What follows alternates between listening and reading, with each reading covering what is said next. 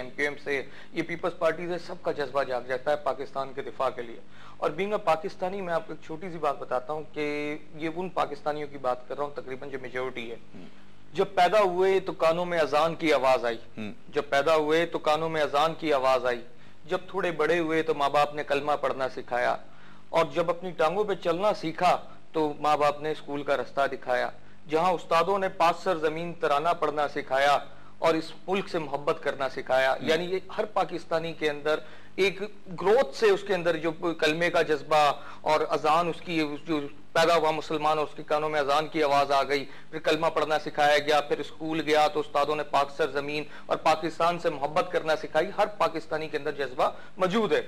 इसी जज्बे के तहत ये दिफाए पाकिस्तान जो हम कॉन्फ्रेंस कर रहे हैं, और उसमें हमने तमाम लोगों को दावत दी है, चाहे उनका जिस फिरके से भी ताल्लुक है, जिस जमात से भी ताल्लुक है। हम कहते हैं कि देखें, पाकिस्तान की सलामती की बात है, मायूसी कुफर है। कुछ लोग मायूस हो चुके हैं कि अमेरिका ही सब कुछ है। नाउज़ुबिल्लाह, अमेरिका कुछ नहीं है। बीइंग अ मुस्लिम, मायूसी कुफर है मेरे लिए। मैं ला इलाहा इल्लल्लाह मोहम्मद रसूलुल्लाह कलमा पढ़ के घर से निकलता हूं और मेरा ईमान है कि अगर मेरा ईमान मजबूत होगा तो अल्लाह पाक हमारी सलामती के लिए जरूर कुछ करेगा, बशर्ते कि हमारी नीयत साफ होनी चाहिए। इसी नीयत के तहत हमने ये दिफाए पाकिस्तान को एक शक्ल दी है, जिसमें शेख साहब का भी आप देख रहे हैं कि अहम किरदार है, और बहुत सारे दीगर हमारे कायदीन का भी, इस्लामी कायदीन है, उनका भी अहम किरदार है। और इंशाअल्लाह ताला आपने हमारा मीनार पाकिस्तान का जलसा भी देखा था, जहां पे लाखों के हिसाब से लोग थे।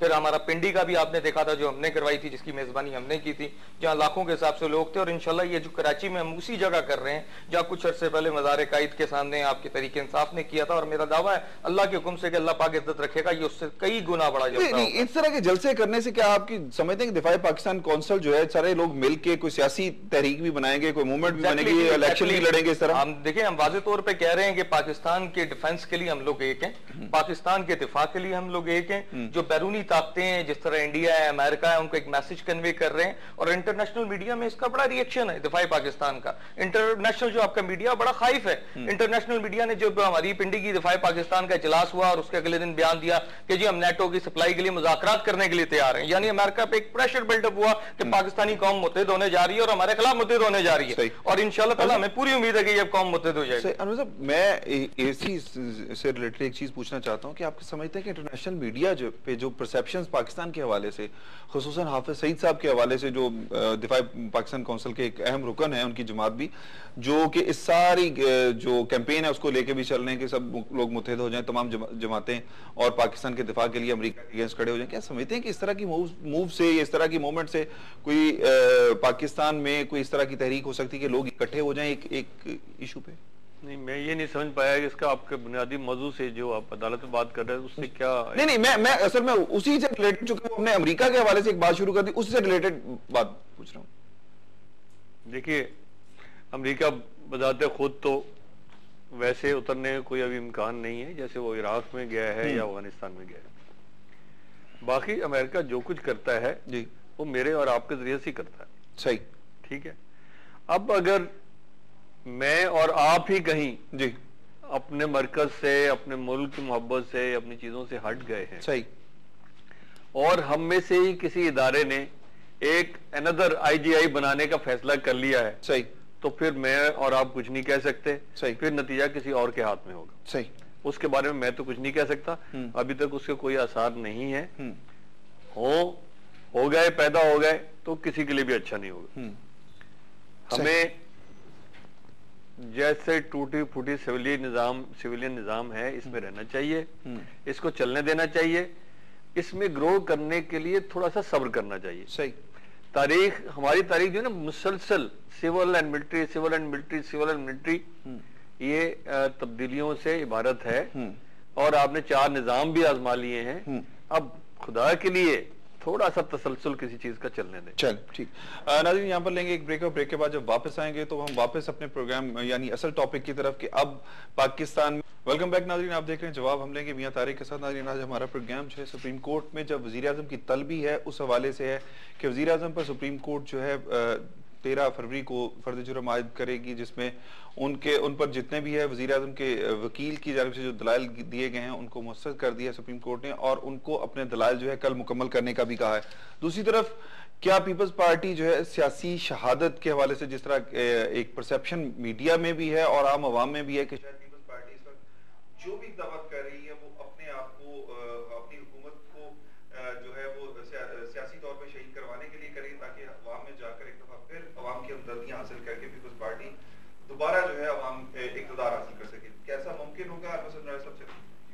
देखिए पहली बात तो ये है कि एतजाज हुसैन ने खुद कहा है अभी, एतजाज एहसन ने, कि वो अपने मुवक्किल को मशवरा देंगे कि वो इसके खिलाफ अपील कर सकते हैं। ठीक है, अगर उन्होंने अपील की तो मुमकिन है थोड़ा सा वक्त और निकल आए, और जो टाइम फ्रेम अभी हुमायूं गौहर साहब ने बताया है उसके बाद चीज़ें मुख्तलिफ भी हो सकती हैं, ये ना भी हो। अदालत ने बुलाया है तो जैसे अभी इन्होंने फरमाया था कि वो जाएंगे, उनको फिर अगली पेशी पे बुला के मुस्तस्ना इस्नाद दे दिया जाएगा और उसके बाद अगली पेशी पे उनको उनकी माफ़ी को कबूल कर लिया जाएगा। ये भी एक सूरत हाल इस सिनेरियो में है। और अगर बावजूद ऐसा कुछ भी नहीं होता तो फिर ये होगा कि कोई ज्यादा खराबी पैदा नहीं होगी। वो जो आपने कहा था नहीं कि वजीर आजम तब्दील हो जाएगा और कोई उसकी जरूरत नहीं है। सारे सूरत हाल इसी तरह से काम कर सकती है और एडवेंचर मुझे नजर नहीं आता, लेकिन ये जरूर है कि वज़ीर आज़म को बुलाया है और वज़ीर आज़म को जाना चाहिए। इस हद तक तो मैं बिल्कुल 100% कायल हूँ कि अदालत ने बुलाया है, उन्हें जाना चाहिए और उसके लिए कोई आड़ नहीं इस्तेमाल करनी चाहिए। एक आज जो अदालत में एतजाज एहसन साहब ने भी एक पॉइंट ऑफ ऑर्डर पे उन्होंने बताया है कि जी इस तरह जो समरी है वज़ीर आज़म हाउस से जारी कर दी गई है समरी जो है, लेकिन अदालत ने यह भी कहा कि जो समरी नई समरी जारी की गई है वो भी अदालती अहकामात की खिलाफ वर्जी है। हुकूमत फिर अदालती अहकामात की फिर खिलाफ वर्जी कर रही है, पहले भी बहुत सारे अदालती अहकामात है जो नहीं माने गए। तो क्या देखते हैं कि क्या अदालत इस पर कोई सख्त एक्शन लेगी? देखिए ये साहब इसके दो पहलू हैं जी। एक तो पहलू ये है, और मुझे नहीं पता कि उस पर कितनी बात करनी चाहिए कितनी नहीं करनी चाहिए। एनआरओ का केस जी और एनआरओ का मामला जी क्या पाकिस्तान का वाहिद बुनियादी मामला है जिसकी वजह से तमाम गाड़ी रुकी हुई है? सही। क्या इसी की वजह से सारी जो इन्होंने जिन मसाइल की इन्होंने निशानदेही की वो सब उसी वजह से हो रहे हैं? और अगर हम इस पूरे तनाजुर में इसका जायजा लें तो ये इतना नागुज़ीर और इतना लाजमी और फौरी हल तलब मामला नहीं है। सही। लेकिन एक हवाले से ये फौरी हल तलब मामला यूं है और अदालत की नजर में हो सकता है, मेरी नाकस राय में, कि एक दफा अदालत ये चीज इस्टेब्लिश करना चाहती है कि वो किसी भी मामले में वजीर आजम को तलब कर सकती है और वजीर आजम को आना चाहिए। सही। ये रिवायत अगर इस्टेब्लिश हो जाती है और खुश दिली से हो जाती है तो तारीखी तौर पर यह एक अच्छी बात होगी। सही। मौजूदा हुकूमत को वजीर आजम को इसकी पासदारी जरूर करनी चाहिए। सही। इसके लिए कोई ऐसा मौका नहीं छोड़ना चाहिए कि कल को इसका एक खराब हवाला बन सके। सही। हुमायूं क्या देखते हैं कि जिस तरह अनवर साहब ने कहा कि ये एक तारीख में जो है रकम होने जा रहा है कि वजीर आजम खुशदिली से कोर्ट में जाएंगे और हो जाएगा, कल को हमारा मौरख जो है जो तारीख दान है जो आने वाले जो वजीर आजम होंगे उनके लिए एक रवायत बन जाएगी, अगर उनको कोर्ट बुलाता है तो उनको भी जाना होगा। क्या वजीर आजम की जो हुकूमत है मौजूदा हुकूमत के हवाले से इस तरह बात करें कि उनके अपने वज़रा जो हैं अपनी हुकूमत पे करप्शन के इल्जाम लगाकर छोड़ गए हैं, उनको क्या देखते हैं कि क्या वजीर आजम ने पहले जितने अहकामात अदालत के नहीं माने, करप्शन के इल्जाम हैं वजीर आजम के हवाले से और बहुत सारी चीजें हैं जिसमें सुप्रीम कोर्ट ने भी ये कहा कि जी करप्शन की जितनी ज्यादातर चीजें वजीर आजम के हवाले से जा रही, क्या देखेंगे कि अदालत किस तरह के फैसले मुतवक्किल होंगे अदालत से? मियां साहब माजरत के साथ बहुत बुरी तारीख है और तारीख में सिर्फ तारीखों पे पेशी होती जाए ये कोई तारीख नहीं होती।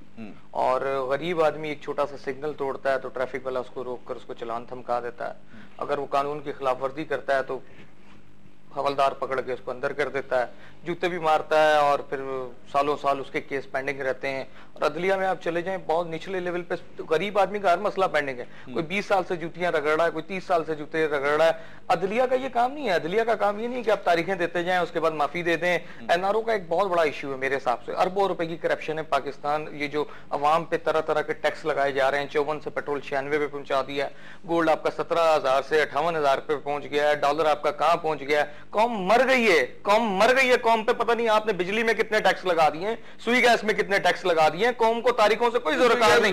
देखिए कौम को कोई इससे फर्क नहीं पड़ता कि वजीर आजम कितनी पेशियां अदालत में जाके देता है, सदर साहब जितनी पेशियां अदालत में जाके देते हैं। कौम को चाहिए अमली पे उसको जामा पहनाए। अगर कोई मुजरिम है और पाकिस्तान के कानून की खिलाफ वर्जी कर रहा है, पाकिस्तान में करप्शन को हवा दे रहा है, पाकिस्तान की तबाही का सबब बन रहा है, तो खुदा के वास्ते अगर वो मुजरिम है और आपके पास एविडेंसेस हैं तो उसको चौक पे लटकाओ, ताकि पाकिस्तान में एक ऐसी रवायत कायम हो कि आइंदा कोई पाकिस्तान का साथ करप्शन ना सोच सके और पाकिस्तान को तोड़ने की साजिश ना कर सके। ये कोई तरीकेकार नहीं है कि आप पेशियां देते जाए, न्यूज वालों को, मीडिया को एक खबर मिल जाए और रोज उस पर प्रोग्राम होना शुरू हो जाए। खबर ये होती है कि उनको सजाएं दें, खुदा के वास्ते उनको सजाएं दें, ताकि आने वाली कौम कल आपको तारीख अच्छे अल्फाज से लिखे। और पूरी कौम इस वक्त आपको देख रही है।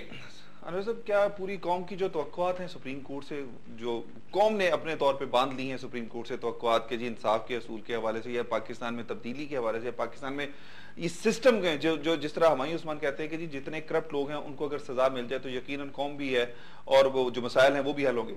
Supreme court